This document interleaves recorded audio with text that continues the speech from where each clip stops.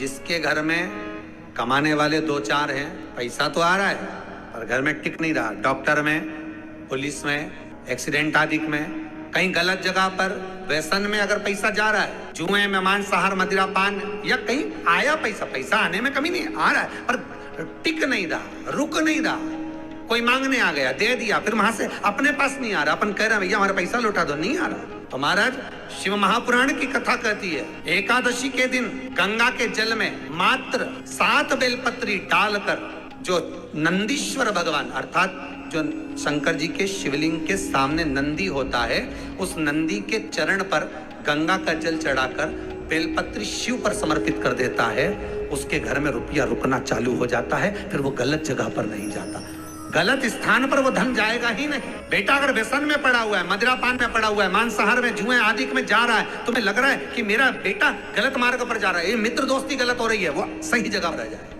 कई लोग इसको धन के लिए भी करते हैं, संपदा के लिए, संपदा के लिए अर्थात जिसका व्यापार नहीं चलता, जिसके घर में पैसा नहीं आता, या नौकरी नहीं लग रही, या सर्विस नहीं लग रही, आप अप्लाई कर रहे हो, जगह जगह जाकर इंटरव्यू भी दे रहे हो और पैसा नहीं आ, तो उसके लिए भी प्रयास किया जाता है। पर उसके लिए यहाँ पर जो धन के लिए करते हैं, उसके लिए विष्णुपदी के लिए करते हैं। मतलब जैसे गंगा के जल में तुलसी के 11 पत्ते डाले जाते हैं। कितने पत्ते डालते हैं?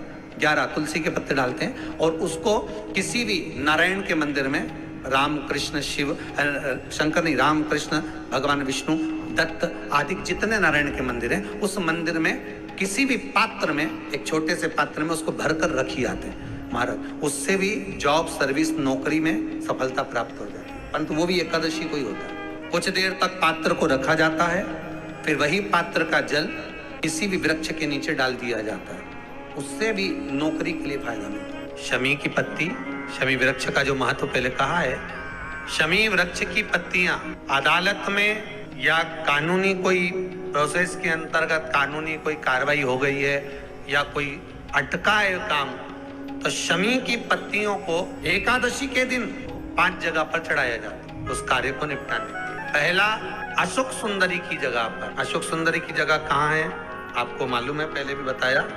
जैसे ये शिवलिंग है, ये जलाधारी गोल, उसके सामने ये चरण, बीच में जो एक मोटी सी लाइन होती है वो अशोक सुंदरी की जगह है। तो अशोक सुंदरी की जगह पर शमी पत्र को चढ़ाया जाता है। अब शमी पत्र अशोक सुंदरी की जगह पर एक स्थान, दूसरा शिवलिंग के ऊपर, तीसरा जहां शिवलिंग रखा है, जहां शंकर का शिवलिंग रखा है उस कटी भाग पर शमी पत्र को चढ़ाया जाता है। चौथा, नंदी का जो चरण उभरा उठा हुआ दिखे वहां शमी पत्र चढ़ाया जाता है।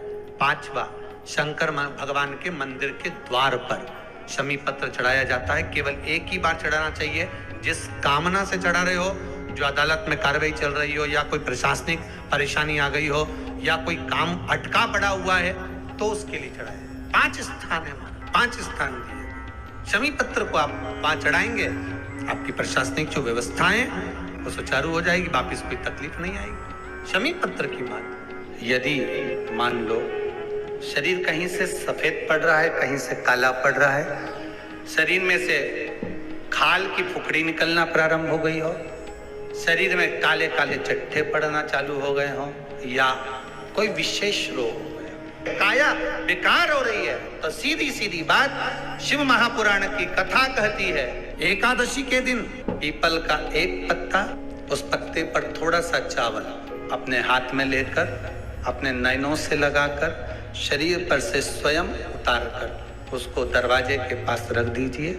उस चावल को दूसरे दिन सूंघ कर बहते हुए पानी में डाल दीजिए। महाराज कितने भी रोग से ग्रसित हो गए, पीपल का एक पत्ता 52,000 ब्राह्मण की साक्षी कराता है। महाराज बहुत ध्यान देना, पीपल के वृक्ष में स्वयं नारायण का, मेरे कृष्ण का वास है। स्वयं भगवान गीता के अंतर्गत कहते हैं कि मैं पीपल का वृक्ष हूँ। 52,000 ब्राह्मणों का वासा एक पीपल के पत्ते में होता है। जिसकी अदालत में कोई बात चल रही हो, प्रॉपर्टी का झगड़ा चल रहा हो, भाई भाई में क्लेश चल रहा हो, कोई विवाद चल रहा हो, नहीं सुलझ रहा हो, तो बड़ के पत्ते के ऊपर शंकर भगवान के शिवलिंग का निर्माण कर कर किसी बड़ के पेड़ के नीचे मट्टी का या बालू का शिवलिंग बनाकर उसकी पूजन करें एकादशी के दिन, और उसकी पूजन कर कर उस पे दही चढ़ाएं। उसी दही को थोड़ा सा उठा कर लिया है। जब अदालत को जाएं, उस दही में चंदन घोलकर सिर पर तिलक लगाकर चले जाएं, कार्य में विजय प्राप्त होती है।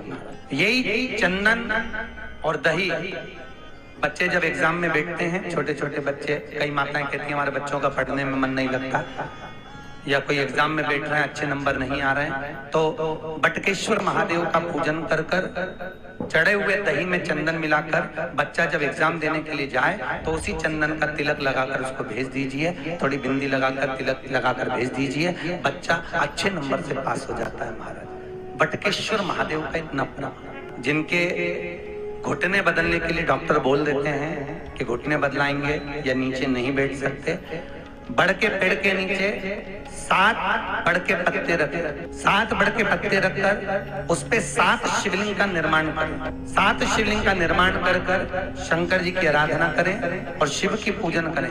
श्री शिवाय नमस्तुभ्यम मंत्र बोले, श्री शिवाय नमस्तुभ्यम मंत्र का जाप कर कर शंकर भगवान का अभिषेक करें। उस अभिषेक के जल को थोड़ा सा एकत्रित कर लें और उस जल को रख लें, फिर इसके अंदर रखकर 7 दिन तक लगातार उस जल का पान करें। अगर थोड़ा सा अभिषेक का घी बच जाए उसको घुटने पर मलना प्रारंभ करें। मात्र 7 दिन के अंदर घुटनों की दशाएं बदल जाती हैं। जो 7 शिवलिंग बनाए हैं उनको जल में विसर्जन कर दें। श्री शिवाय नमस्तुभ्यम का स्मरण नित्य करें।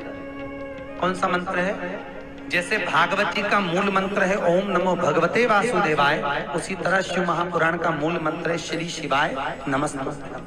आपको पहले भी कथा में कहा, एकादशी के दिन सारे देवताओं के मंदिरों में जाकर दर्शन का प्रमाण है।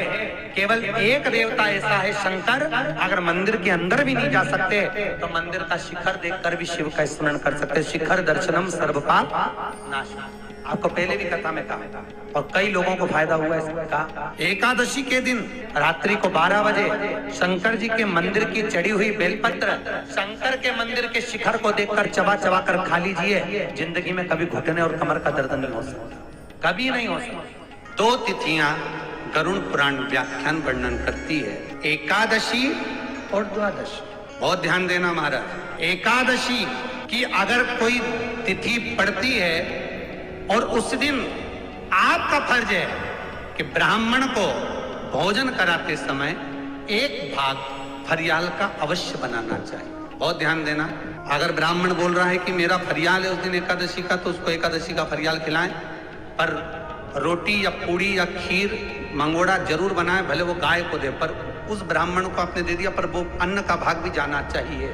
एकादशी और द्वादशी ये 2 तिथियां ऐसी होती हैं, ये 2 तिथि के अंतर्गत अगर बहू किसी का निमित्तार्थ अगर मान लो ससुर कहीं निकाल रही है तो भी उसके मायके पक्ष को भी वो भाग बट जाता है। अगर द्वादशी का कुछ निकाल रही है तो भले बहू को अपने मायके का नहीं निकालना है, पर वो अगर ससुराल का भी निकाल रही है, द्वादशी तिथि का भी अगर कुछ निकाल रही है तो वो अपने मायके का अपने आप कट जाएगा। उसको बोलने की जरूरत नहीं है कि मैं अपने पिताजी को दे रही हूँ कि अपने काका जी, कुछ मत बोलो, तुम तो तुम्हारे ससुर का दादा का जिसका निकालना है उसका निकालो, पर तो उसका अपने आप कटकर वो नाना पक्ष में पहुंच जाता, वो उसके मायके पक्ष में पहुंच जाता। एकादशी और द्वादशी गरुड़ पुराण में ये तिथि क्यों ली गई?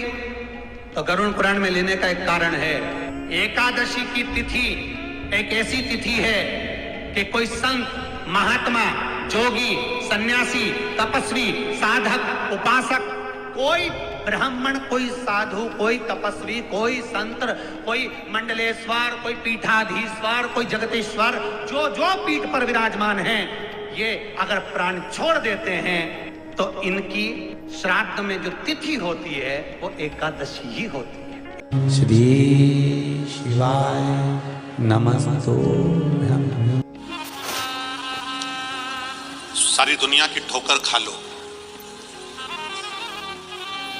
सारी दुनिया के हाथ जोड़ लो, सारी दुनिया से निवेदन कर लो, और उसके बाद भी तुम्हारी दुख की घड़ी समाप्त नहीं हो, तब प्रयास करना तुम्हारे घर में कोई गमला हो,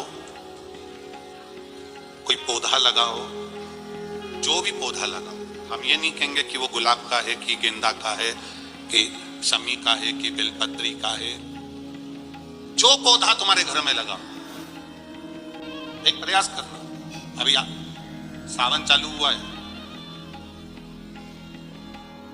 अगर तुम्हें लगता है कि मेरी दुख का समय समाप्त नहीं हो रहा, मेरी दुख की घड़ी समाप्त नहीं हो रही, तो घर में रहने वाले जितने लोग आस्था चैनल पर कथा सुन रहे हैं, जितने फेसबुक यूट्यूब पर कथा सुन रहे हैं और जितने पुष्कर राज की इस पावन धरा पर बैठकर कथा सुन रहे हैं, उनसे निवेदन करेंगे, श्रावण 2 सावन अब की बार है, एक अधिक मास का भी पड़ेगा और एक श्रावण ये पड़ेगा।